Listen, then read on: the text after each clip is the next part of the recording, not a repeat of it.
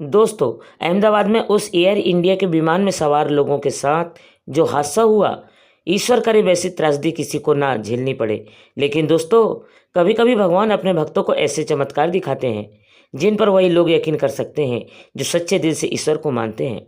दरअसल इस विमान यात्रा कर रहे एक परिवार की 12 साल की बेटी को ईश्वर के प्रति अटूट शक्ति और प्रेम ने ऐसा चमत्कार रचा जिसे सुनकर आप भी मान लेंगे कि भगवान अपने भक्तों की रक्षा करते हैं। लेकिन दोस्तों, इससे पहले कि हम सब कहानी को आगे बढ़ाएं, अगर आप भी चाहते हैं कि इसमें अपने को खोने वाले को ईश्वर शक्ति दे तो वीडियो को लाइक करें और कमेंट बॉक्स में ओम शांति लिख दें।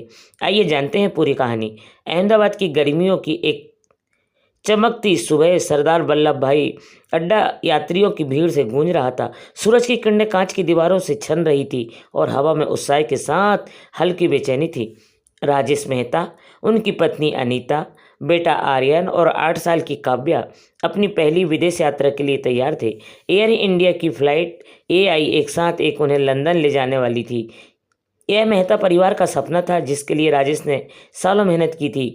अनीता ने बच्चों के लिए नए कपड़े सिलवाए और 12वीं कक्षा का आर्यन लंदन के म्यूजियम देखने के बेताब था। लेकिन काव्या की जिद ने सबको हिला दिया। पापा, मैं मंदिर जाए बिना प्लेन में नहीं बैठूंगी। काव्या, यह क्या नई जिद है? राजेश ने गुस्से से चिल्लाया। एक कपड़ा व्यापारी और कट्टर नास्तिक राजेश तर्क और विज्ञान में विश्वास रखते थे।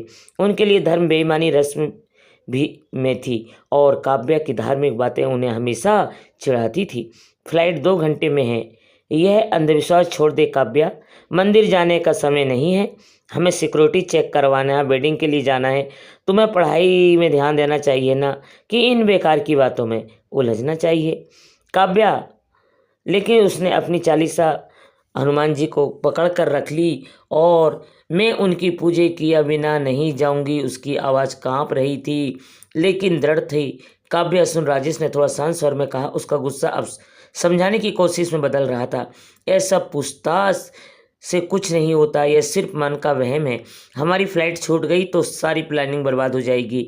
मैंने इतने पैसे खर्च किए हैं, तो समझ बेटा, यह सब बेकार है। अनीता ने बीच में बोलने की कोशिश की। राजेश शायद, लेकिन राजेश ने हाथ उठाकर उसे चुप करा दिया। वह अनीता, मैं अब और ढील नहीं दूंगा।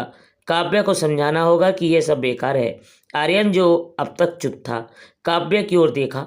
पापा, वो नहीं मानेगी, उसने धीरे से कहा। राजेश ने काव्या के सामने झुककर उसे समझाने की कोशिश की। काव्या, तू मेरी बात मान। हम फ्लाइट पकड़ेंगे और लंदन पहुंचकर तुझे जो चाहिए वो करूंगा, लेकिन अभी मंदिर नहीं जा सकते। काव्या ने सिर झुका लिया। उसकी आंखों में आंसू थे। राजेश का गुस्सा और उसका समझाना काव्या का आध्यात्मिक यात्रा की यादें ताज़ा कर रहा था। वैसे दोस्तों, अगर आप भी मानते हैं कि ईश्वर चमत्कार करते हैं तो इस चैनल को जरूर सब्सक्राइब कर लें ताकि आपको ऐसी कहानियाँ मिलती रहे। काव्या हमेशा से एक खास बच्ची थी। उसकी आस्था की नींव तब पड़ी जब वह 3 साल की थी। एक रात तेज बुखार ने उसे जकड़ लिया। डॉक्टरों ने कहा कि उसका बचना मुश्किल है, अन्यथा जो पूरी तरह टूट चुकी थी। मंदिर रात भर प्रार्थना करती रही कि हनुमान जी अपनी बेटी की रक्षा की गुहार लगाई। सुबह जब डॉक्टर ने काव्या को ठीक घोषित किया तो वह परिवार के लिए किसी चमत्कार से कम नहीं था। अनीता ने इसे हनुमान जी का आशीर्वाद माना और काव्या के नन्हे दिल में उस दिन से हनुमान जी के प्रति अटूट विश्वास बन गया। उसके बाद से काव्या हर सुबह अपनी छोटी सी पूजा करती थी। वह हनुमान चालीसा की किताब खोलती और उसकी नन्ही आवाज़ में चालीसा की पंक्तियाँ घर में घुसती। अनीता को उस पर गर्व था, लेकिन राजेश को यह सब बेकार लगता। यह सब पढ़ाई का समय बर्बाद कर रही है। वो अक्सर अनीता से शिकायत करते थे, मैं नहीं चाहता कि मेरी बेटी इन अंधविश्वासों में उलझे। लेकिन काव्या की जिद अड़िग थी। काव्या आध्यात्मिक यात्रा आसान नहीं था। स्कूल में सहपाठी उसका मजाक उड़ाते, काव्या तू पंडिताइन बन जाएगी। वे हंसते। उसका सबका करीबी दोस्त राहुल, जो खेल और वीडियो गेम में रुचि रखता था, कहता, काव्या तू ये मंदिर जाना छोड़ दे, ये सब बोरिंग है।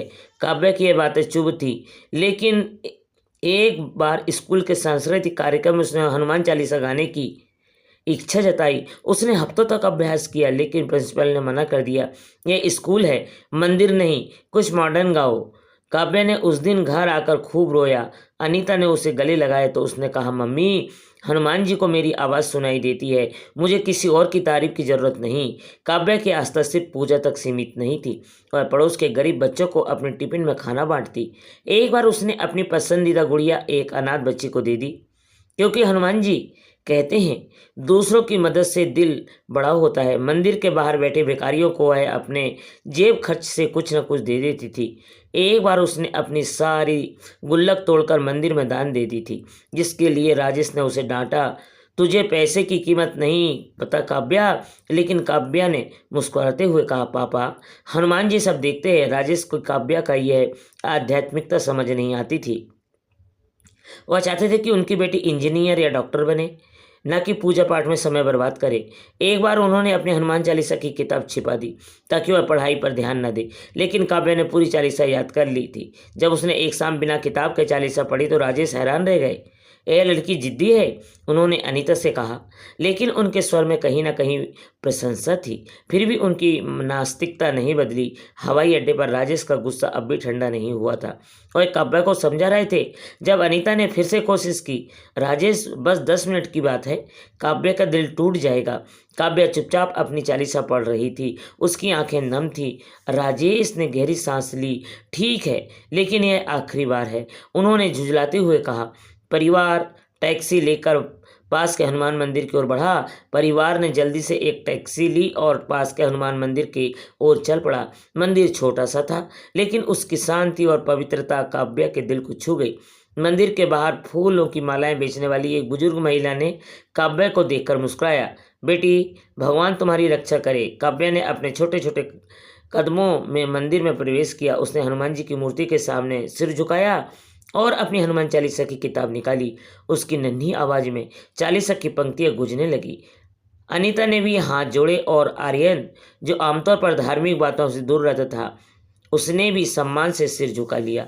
राजेश बाहर खड़े होकर घड़ी देख रहे थे, लेकिन काव्य की भक्ति देखकर उनका मन भी शांत हो गया। वापसी में और मुसीबत आई। बारिश की वजह से सड़कों पर पानी भर गया और एक सड़क पर ट्रैफिक जाम थी। टैक्सी रेंग रही थी। राजेश चिल्लाए, अब फ्लाइट पक्का छूटेगी। काव्या ने अपनी चालीसा की किताब खोली और चुपचाप पढ़ने लगी। उसे विश्वास था कि सब ठीक होगा। जब परिवार हवाई अड्डे पहुंचा तो फ्लाइट AI एक साथ एक उड़ चुकी थी। सिक्योरिटी चेक और वेटिंग गेट बंद हो चुके थे। राजेश ने एयर इंडिया के काउंट पर जाकर नई फ्लाइट की जानकारी मांगी, लेकिन उनका गुस्सा ठंडा नहीं हुआ। मैंने कहा था मंदिर जाने की कोई मतलब नहीं था। अब सारी प्लानिंग बर्बाद हो गई। इतने पैसे खर्च किए और आप क्या करोगे? उन्होंने अनीता पर गुस्सा उतारा। अनीता ने शांत स्वर में कहा, राजेश, शांत हो जाओ, हम दूसरी फ्लाइट बुक कर लेंगे। काव्या चुपचाप एक कोने में बैठ गई। उसे लग रहा था कि यह सब उसकी गलती है। उसने अपनी चालीसा की किताब खोली और पढ़ने लगी। आर्यन ने उसका कंधा थपथपाया। काव्या, तू उदास मत हो, तूने जो सही समझा था वो किया। परिवार वेटिंग एरिया में बैठा है जब अचानक हंगामा शुरू हुआ। लोग टीवी स्क्रीन की ओर भागने लगे। न्यूज़ चैनल पर ब्रेकिंग न्यूज़ चल रही थी और आगे क्या हुआ यह आप सब जानते हो। स्क्रीन पर आगे की लपटें, धुआंओं की तस्वीरें थी। न्यूज़ एंकर की आवाज़ कांप रही थी। वो नज़ारा था, आंखों में आंसू बहने लगे। उसने काव्या को गले से लगा लिया। काव्या, तुमने हमें बचा लिया। उनकी आवाज़ कांप रही थी। आर्यन का चेहरा पीला पड़ गया। पापा, अगर हम उस फ्लाइट में होते तो वह वाक्य पूरा नहीं कर पाया। राजेश स्तब्ध थे। वह काव्या की ओर देख रहे थे जैसे उसने पहली बार देख रहे हो। काव्या में गलत था। उनकी आवाज़ में पछतावा था। काव्या ने अपनी माँ की बाहों में सिर छिपा लिया। पापा, हनुमान जी ने हमारी रक्षा की। राजेश बदल गए। इस घटना ने उन्हें झकझोर दिया था। एक नास्तिक जो कभी मंदिर के पास नहीं जाता था, अब काव्या के साथ हनुमान मंदिर जाने लगा। पहली बार जब उसने काव्या की चालीसा सुनी तो उसकी आंखों नम हो गई। मुझे नहीं पता यह चमत्कार था या भाग्य, उन्होंने अनीता से कहा, लेकिन हमारी बेटी खास है। अनीता ने मुस्कुराते हुए कहा, राजेश, विश्वास को समझने के लिए दिल चाहिए, दिमाग नहीं।